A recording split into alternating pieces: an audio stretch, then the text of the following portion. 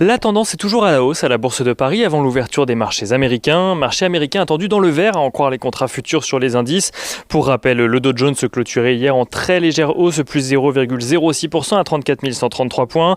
Le S&P 500 reculait lui et perdait 0,67% à 4 164 points, tandis que le Nasdaq Composite perdait lui 1,88% à 13 633 points.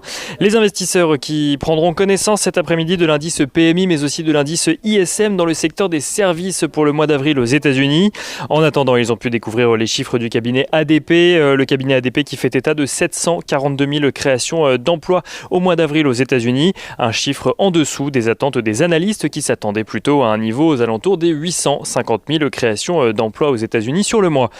Aux États-Unis, on note d'ailleurs que les investisseurs ont été légèrement déstabilisés hier par une déclaration de Janet Yellen. Celle-ci a en effet estimé qu'une légère hausse des taux pourrait être nécessaire afin d'éviter une surchauffe de l'économie américaine, avant de revenir sur cette déclaration après la clôture de Wall Street, précisant que ce n'était ni une suggestion ni une prévision. Janet Yellen qui a également rappelé que selon elle, le plein emploi reviendrait aux États-Unis dès 2022.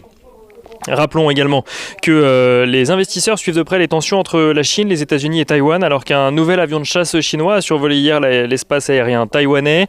Une incursion qui ravive les craintes de tensions politiques dans la région, alors que Pékin multiplie les provocations du genre depuis un an.